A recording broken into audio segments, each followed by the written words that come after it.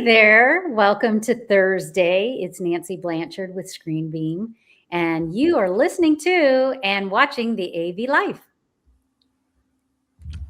Hello, everyone. I am Lady Murphy of House Daily in Southern California, defender of the project and author of the AV Project Manager Handbook. You are watching and listening to the AV Life. And I'm your host, Tim Van Woeart, coming at you from the great state of New Jersey, where I voted today because we had a special election. I made sure to do my due diligence on that. And you are watching and listening to the AV Life. All right, welcome back, folks. We are here again, a little smaller than we were last week. We got a lot of folks traveling tonight. But you know what? I'm proud of our crew. I know we've talked about this before, but I love the fact that like there's nights like this where it's just me, and then I got Nancy and Murphy here, and two amazing ladies here that, so I'm okay with this. Like, and I'm proud that we have some very strong women in our crew. So I'm glad you two are here with me here tonight. I'm happy to be here, always. So yeah, welcome back, folks. I specifically wore my Epcot t-shirt tonight because of our very Disney heavy conversation last week, which is funny though. And here's the funny thing. Mike BQ is our like, I guess you could say, is our producer, and he does all the posts and everything like that online. So I do the easy stuff. I get here, I get to organize everybody, and Mike does all the technical stuff on the backside. So it's like in my head, like I had that as like, oh, this is like the AV Life goes Disney. And then the way he wrote it up was like, it's very much about like the specific AV stuff that we talked about. And it was like, okay, yeah, like I respect that too. So that was cool that he so props, special shout out to Mike. I appreciate that what he does in every day or every week for us, week in and week out. So It was funny because Brandy called it out and said, well, it was more a Disney episode. Yeah, we did get a little derailed there with the Disney conversation, but you know what? That's when I say that's the life. That's the life of the AV life. So we have, and then today we'll have days like, possibly today we'll see how the conversation goes. It's a little more on the AV side, news coming out there. There's obviously we're getting into that M&A season again. We've had, I think, 2 in the last like 2 or 3 days. So CTI picked up Nomad. And then today, who did I see? There was one that happened today too. This is Tuesday the 16th. Yeah, but it was see, now I gotta go back and I gotta find it. It's in my it's in my email. I'll find it. But yeah, I feel like it was from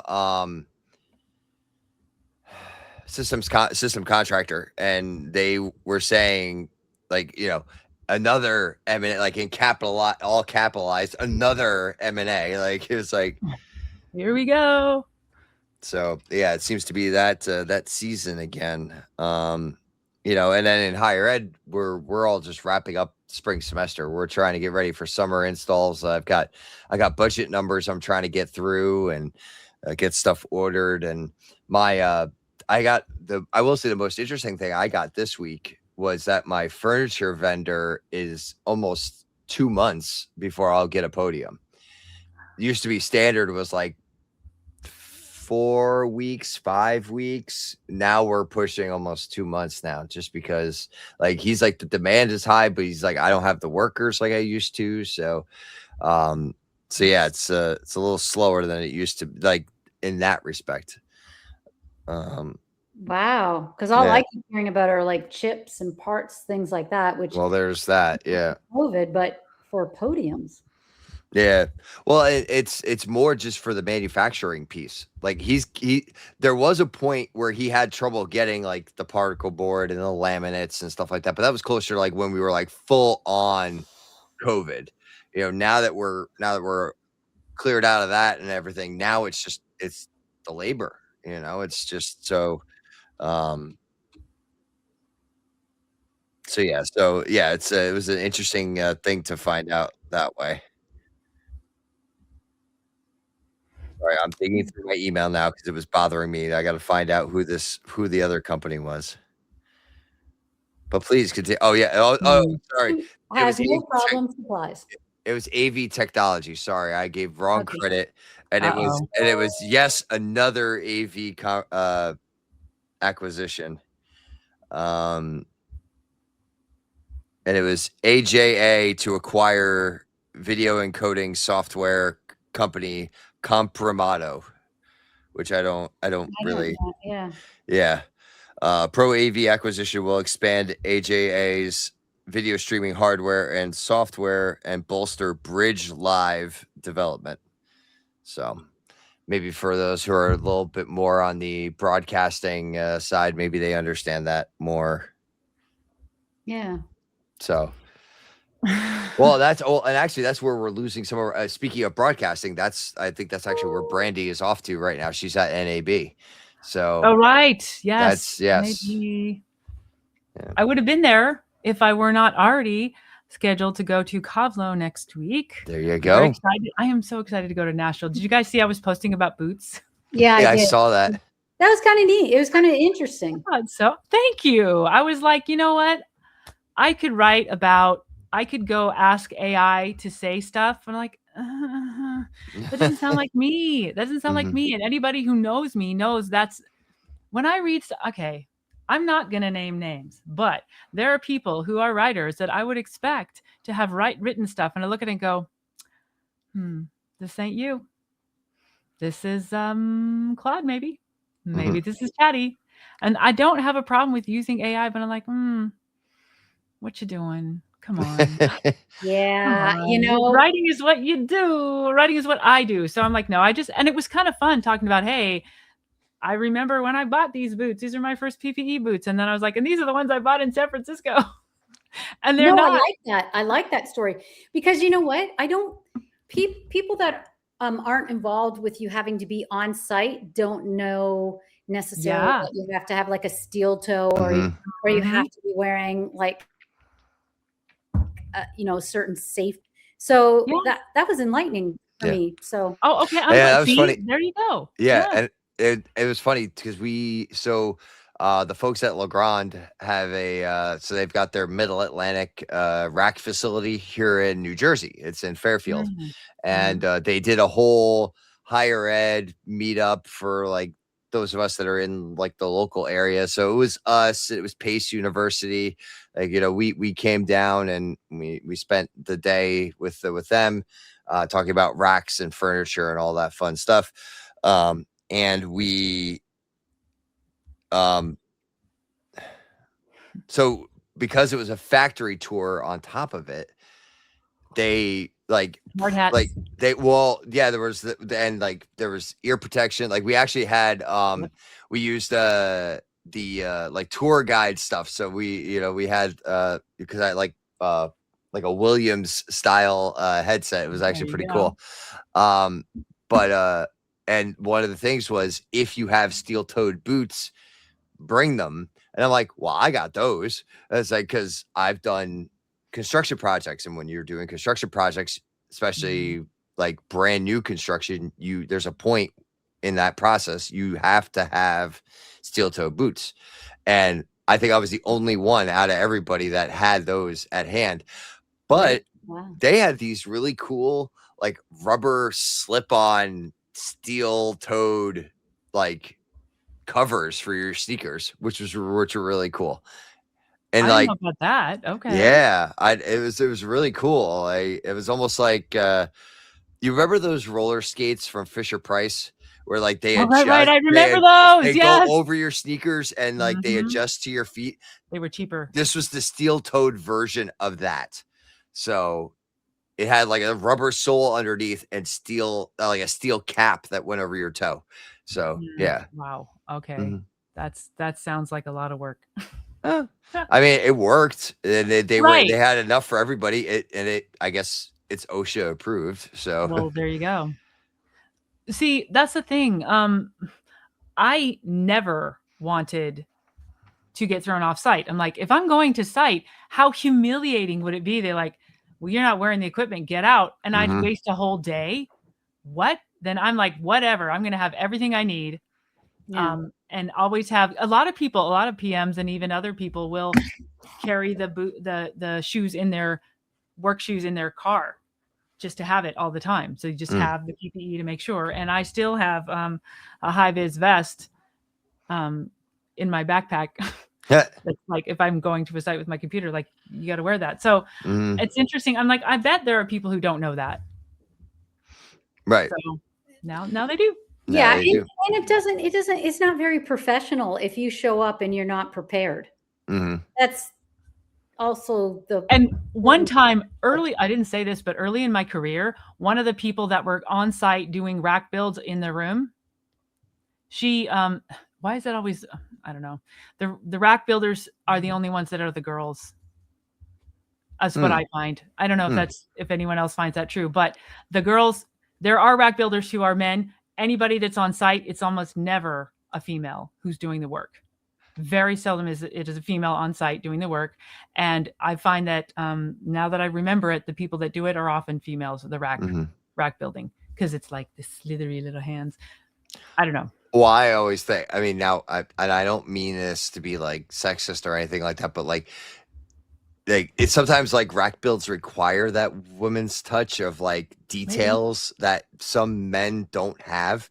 So, and I admit to that because I'm one of those. Like, I don't have that attention to detail of like making sure the wires go the right way. Good rack build is wonderful. Yeah. Right.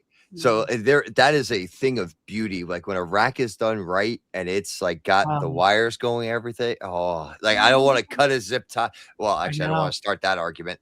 Zip tie versus the Velcro is better. Yeah. Yeah. Anyway, I'm not gonna. That's fine. There's reasons for both. Yes, exactly. I remember early on learning the art of not bleeding when I cut in operationally to recable something. Cut my hand because those you I'd cut it and then it just slices you. I'm like, I'm gonna learn not like the trick of not being in the way of when it springs open and slices you. Yeah. I don't know, Nancy, this is probably not something you've had to deal with. That's wonderful. You've had a different role. No, but it's nice to hear a different aspect, you know? Yeah. I will say it's, you know, it always runs through my head, the line from like Batman, you know, the Joker's like, you want to know how I got these scars? And it's like, yeah, I was cutting zip ties. It's like, that's how, that's how I got these scars. It's like, yes. Because I'm like, I would like to not be bleeding when I go out. Exactly. Like, is there a way that I could not bleed? I'm like, let me think about this. If I cut and I know it's going to spring open. Be aware. Don't be the path of the knife. Well, there's that. And then there's the people that don't flush cut the tails. And that's a cardinal sin in the AV world. So, and that's a clip. Take that clip, AI. Like, because StreamYard has that functionality. So not cutting your zip tie tails flush is a cardinal sin. That's flush. Does that mean like close to the knob? Yeah. So like because like if you don't use like the flush cut snips and like come right up against it and snip it, it leaves like a really sharp point on the top. And there have been times you reach in and like you'll catch that and there's another opportunity for you to bleed. So, and that's where the snap of the zip tie is one thing, and I've had that happen a couple times, but most of the time is when I'm reaching in and I catch it the wrong way, and there's no flashlight in the world that'll stop you from doing that. So, ouch. Yeah. So you could have a session on how to do things the right way and the wrong way. Yeah, exactly. Well, I'm sure we haven't talked about it in a while, but I'm sure there are folks at Pace are teaching that to their students. Yeah, George and Ben, and so I'm sure they're doing a great job up there. Oh no, not Ben, Brad. Bedford. Yeah, Bradford. Yes. Sorry, sorry. I apologize to you, sir. Virtually, I apologize. But But these are stories were like, oh yeah, we learned that, and they were painful lessons. Yeah. I was going to say, do you ever have that, like with certain people, you always misname them?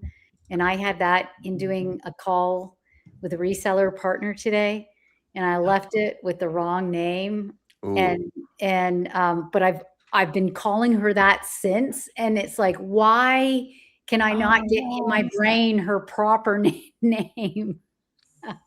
That can happen. But she's good. Yeah. Nice. All right. Well, Murphy, before we're staying on topic for AV stuff. I said we were going to do it. We're doing it. What do you got for us for a PM minute this week? Thank you for that. Yes. You're welcome. I want to talk about, I got in a little discussion. I'm trying to engage with people on LinkedIn and join the conversation, not just post, but also like discuss stuff like we do here. I love that. I've always loved that. That's one of the things I like about the AV and the AM on Sunday mornings with Chris Netto and all the AV tweeps. But there's your shout out, Chris. Make sure you're like and repost. Thank you. Yes. Sorry, go ahead, Murphy. She was talking about, and unfortunately I don't recall her name. She was talking about the type of paperwork that comes along with projects and whether they are useful or not. Like maybe they're completely not useful. So there are some in the world of project management that you guys probably haven't had to deal with. I won't even like the RACI and RAID logs and all these kinds of things that are standard things that don't seem to be, that we were discussing which ones were not necessary in AV. Now, okay, the point is being aware of what we're trying to do. It's important to know what the purpose of the project is. What is the purpose of the effort? What are we trying to do? And yes, we could say we're trying to put in 5 AV systems in this one building at this address. Okay, fine. That's what we're trying to do. But what's really the emphasis for the person that's buying those 5 systems? Do we want to have, in your case, Tim, do we need to have professors? And it depends, like, perhaps if you were in a, if they were being put in a medical facility or a medical classroom, imaging would be extremely important. Mm-hmm. So knowing what is the key performance indicator that we're tracking, what's the priority, being aware of what that priority is and track to that. So there are no end of TPS reports, to make a shout out to nice. Office Space, an excellent movie. We should all watch it and laugh. But there's no end of paperwork to do. Do the paperwork that fits what you're trying to track. I like that. It was funny. It was interesting. I could, and I know we haven't talked about my graduate class in a while. So we were actually talking in a way. I started thinking back to an earlier class that, the difference between like a vision statement and a mission statement, and like making sure you stay focused on that. And that's what, right. And like making sure you're focused on those things that, because like a mission statement is wordy and it's like a paragraph and things like that. But like, when you're talking about like a vision statement, it's like it's a very focused idea and like a very it's a few words of what you're looking to do. And like, that's kind of like staying focused. That's where my brain was going with what you were saying, Murphy. So yeah, staying focused on what matters. Right. Yeah. And the thing is, it will change because there may become a moment when, everything changed because of this, or it becomes clear with the progressive elaboration of the project that you're like, actually, this is what needs to happen. And track that and pivot, be agile. So yeah, I like that. Mm-hmm. I'm actually going to YouTube because there was a whole video that we watched about it. It was during one of my remote sessions. This poor master's class, though, and I'm sorry, I'm derailing slightly. We have, as a class that's supposed to be in person, we have been remote about half the time already this semester, between water pipe breaking and snow days and my professor getting COVID, so she was out for a week for that. Oh, it's been a disaster of a semester. I've been getting so much out of it, but like from a facility standpoint, it's been a disaster. That's funny. Yeah. Okay, now I'm going to shout out to the person. Apparently, she's at CTI. Vanessa Tolosano is the person who posted the article that led to the discussion. So that's her name. So here we go. Calling out all the AV tweeps of the world. Welcome to AV Life. Yeah, everyone's invited here. And you know what? This is a good moment for me to make that shout out. If you've ever wanted to jump in here on the AV Life, and I know I can always call on like an Aaron Peterson or a Mike Peterson or the usual suspects. The usual suspects. And I don't know why the Petersons came, and I know they're spelled differently. You don't need to tell me that. I don't know why the two of them came up first, but Aaron's usually the one that'll come to me and say, "Hey, Tim, if you ever need somebody, I'm here for you." And I appreciate that, but I would love to have some fresh voices. And I know you're out there who's listening. And I know Chris Kelly is one of them that listens, he's been on the show. So he actually said last week's episode, he had a little trouble getting through the whole thing because it was over an hour. And that's why we've been trying to stay in that 45-minute range, is that most people could finish it off during that time. Oh, see, I'm really trying to find that video. Oh man, I'll have to dig. All right, I'll have to dig through, because the video had,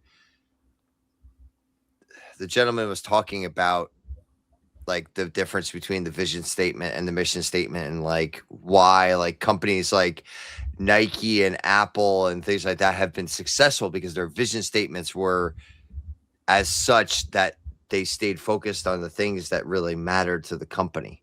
So I have to go back and find that video.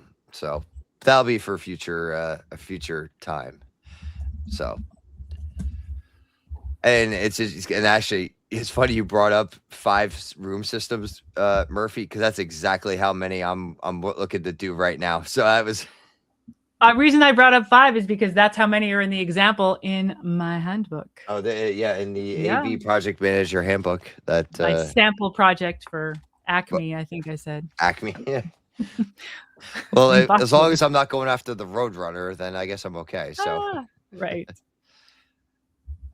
Oh, I get to do like hands-on AV this weekend. I am so excited. Ooh. So every other year, the Archdiocese of Newark here in New Jersey, and that's the Catholic Archdiocese, for anybody who's not as familiar, they have a biannual, so it's every other year biannual conference for youth ministers.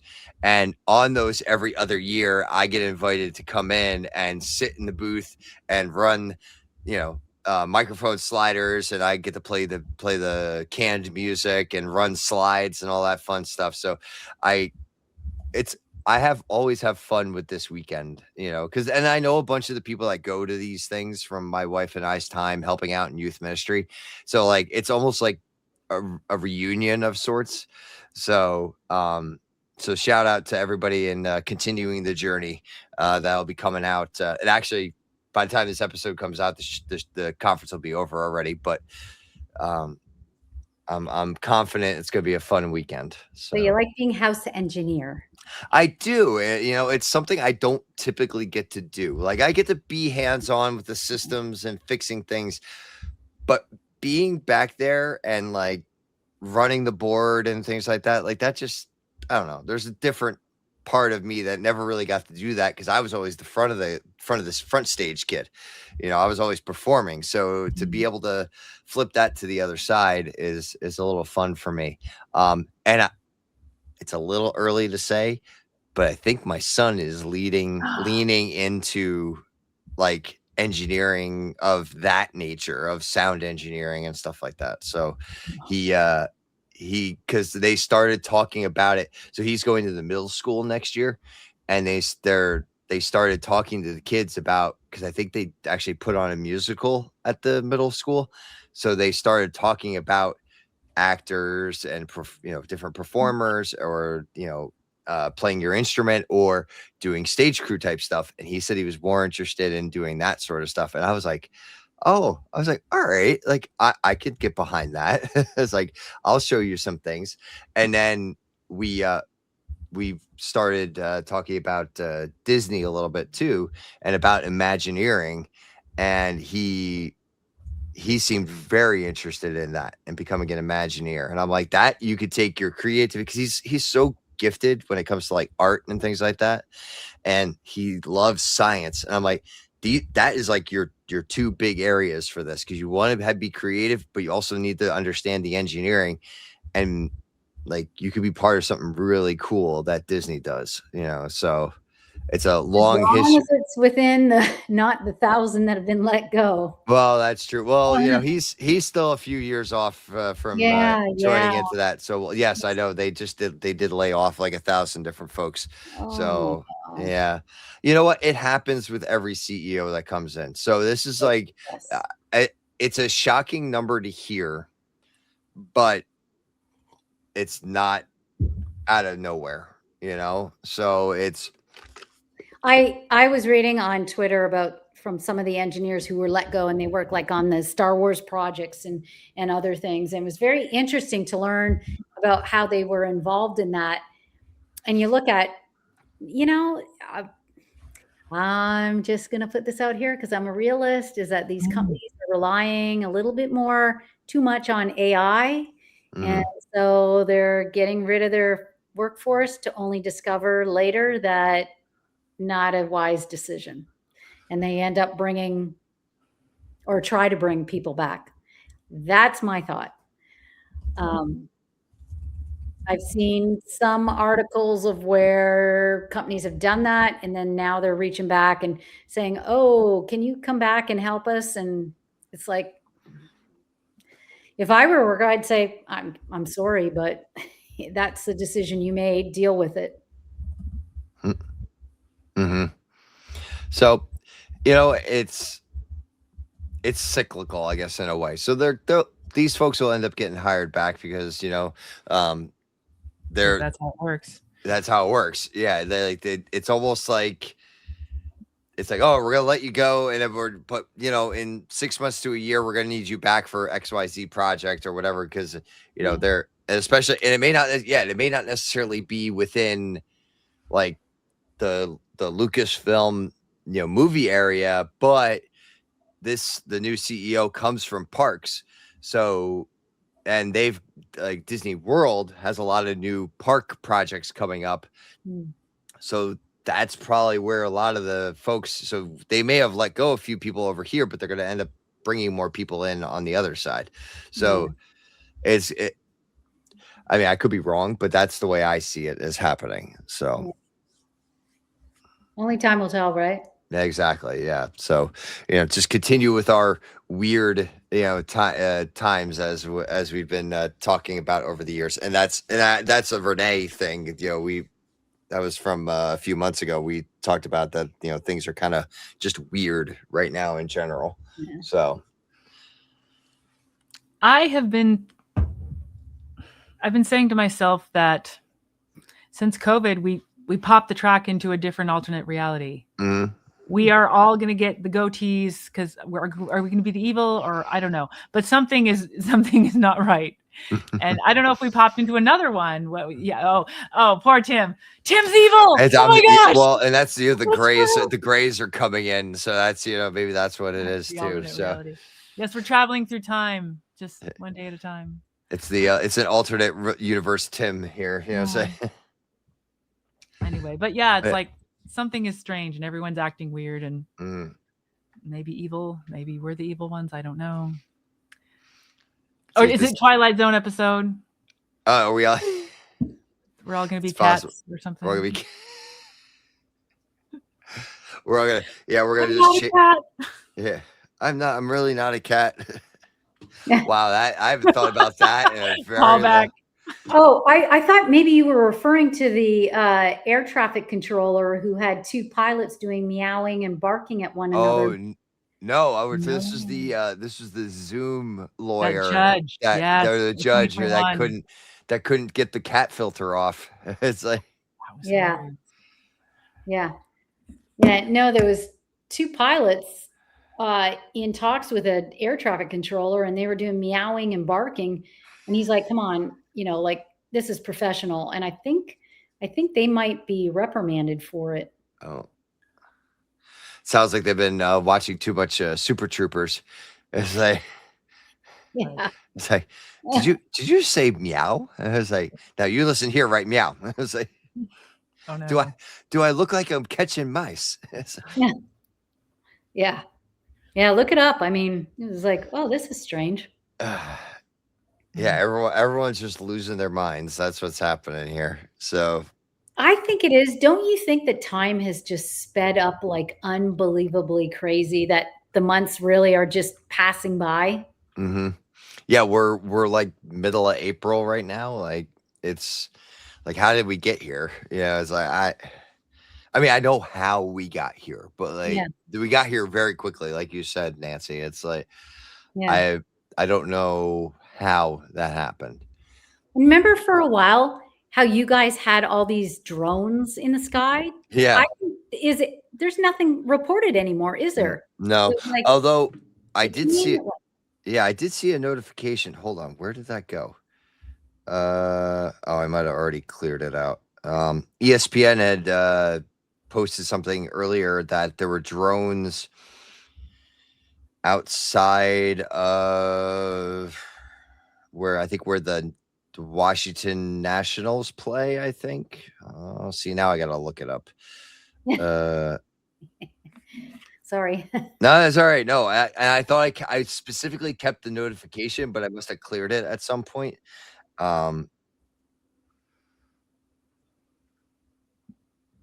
Did we already clear that many other notifications? But yeah, it was enough that those drones were like encircling over the stadium for there to be like concern. So yeah, it did kind of die off, but I don't know. Are we starting to get a resurgence again? So excuse me, I got a little bit of the hiccups right now too. Oh my gosh. Oh, here we go. Oh, Coors Field. Oh, Coors Field. That's where it was, out in Colorado. Wow, I didn't see that. Yeah, a rash of drone sightings during the Colorado Rockies' first homestand of the season against the Philadelphia Phillies sent law enforcement scrambling to track down the operators. So yeah, it was enough to like get the police involved. So, well, that's not good. No. So yeah, they're not done yet. Not done yet. Oh man.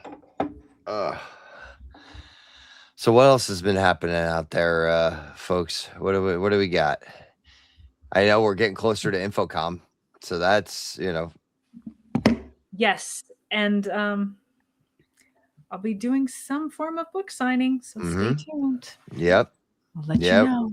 But yes, get your copy. Get your copy. Yes. Of the book. You don't want to miss out on it. Mm-hmm. Go find Murphy on the socials. You'll find the link to her book. You can also just search for it on Amazon, and it'll pop up. Murphy Daley. Yes, it Yeah. will. We did have a very as higher ed AV media, we had a great call the other day regarding like how we're going to be covering InfoComm, and you're going to see us everywhere. Oh, I mean, you're not going to see me, but you'll see the rest of the higher ed AV folks from higheredav.com. And you'll see, between the booth tours and different podcast recordings at the booth. And I'll be doing a lot of behind the scenes type work while I'm here in New Jersey. So I'll be doing remote support for the folks out there. But it's going to be a lot. It's going to be a lot of fun, and there's going to be a lot of cool content coming through. So make sure you bookmark higheredav.com, and there will be a specific site within higheredav.com that all the InfoComm stuff is going to go to. So you could, once that comes up, you can bookmark that specifically, and then just keep checking back for updates. So all in one spot, one-stop shop. Awesome. Is Ryan doing the tours again? I believe Ryan is leading one. Yes. I don't have all the details on those. And I believe the AV Super Friends are doing one of theirs too. So. Are we doing a podcast? Well, I'm going to need somebody to be in the booth for me over there, but I will be here to be ready to record. Oh, yeah, no. Okay. There's so much to plan. Yes. So we'll figure those details out as we get closer. But yes, well, you know what? Murphy being the project manager, she could lead this one. Oh my goodness! What is it? What is the exact project we're doing? The podcast. The podcast, yeah. Yeah. Okay. Well, let's have a kickoff. I was saying Murphy has run the podcast in my absence before. Yes. Yeah. So it was a different setup, but sure, we can do it. I can get you. Well, and really, it's just meeting the folks at the booth, because with StreamYard, I could run everything from here while you guys are there. So I see. Yeah. So I could still do my own little producing thing from here. And Murphy, you can talk about your book on our podcast. There you go. True. That would be wonderful, and we would not run out of things to say for sure. And actually, in the mail. Oh, we're brainstorming live for everybody here. So it's we might actually be, maybe what we could do is maybe we can stream if we do a book talk. I'm saying this is still early things here, folks, so don't hold us accountable to any of this. But if we do a book talk for Murphy at the booth, we might be able to get that streamed out and recorded, so that way folks can, yeah. So if you miss out on it because there's so much to do in Vegas, you know, we could have that out there for you. Because InfoComm is a whirlwind. There's always a lot. Yeah. So yeah. So I mean that you also have Cavlo first. So yes, don't forget there is something happening in Nashville next week. If you're in the Nashville area, guys, if you're picking this up, it's happening on Wednesday. Oh my God. Yes, Wednesday and Thursday, and I get to speak both days. I'm not the only one speaking both days, but I will be speaking first thing on Wednesday, and I will be speaking on Thursday too. There's a mixture. I'm excited about the mixture. I want to meet everybody over there because I don't get to see that side of the world too often. I've been up to New York, and here we are in California. There's a lot of people in this general area on the West Coast, but this is a little lower. Yeah, I find, don't you find, Murphy, is that a lot of the events aren't in our area, in the west part of the U.S., but it's mid and east? It's something. Yeah. So Tennessee is down a little bit. It's not the It's great. And the thing I like about it is this is it's free. You can register, you can go. And I love that it's really open for people talking. There's going to be a mixture, and I'm going to see what people are about. And that, I'm going to be wearing boots because it's Nashville. So of course you got to wear boots when you're in Nashville. That's right. So it's almost like an unwritten rule, It may be actually. It might be written somewhere. I would put it past. It might be written. Keep things written down. So actually, I should post like when this is happening. It's going to be. I'll be at 2:00 on the 22nd, and 10:30 on the 23rd. And there's some good people there, so there'll be lots of learning. And that's not even talking about the expo. The expo is going to be getting all the good people, and it's going to be hands-on. There's going to be people touching it and figuring out what to do with it. There will be boots wearing people there, people getting ready to do the work who know enough not to cut themselves on the zip ties. That's true. The true experts in our field. Yes, that's how you know. That's it. The scars are old. Yeah, that's true. Yes. It's like no fresh cuts. Yeah. So, all right. Well, you know what? I think we'll start wrapping up here tonight. This was a great conversation that we all had here today. Looking forward to the next few weeks and see where our conversations go. And so, Nancy, Murphy, thank you so much for hopping in here tonight. We wish safe travels to all of our folks that are not here with us tonight. And we'll catch you all soon. So make sure you like, follow, subscribe, to do all those fun things that you got to do. And as always, until our next adventure.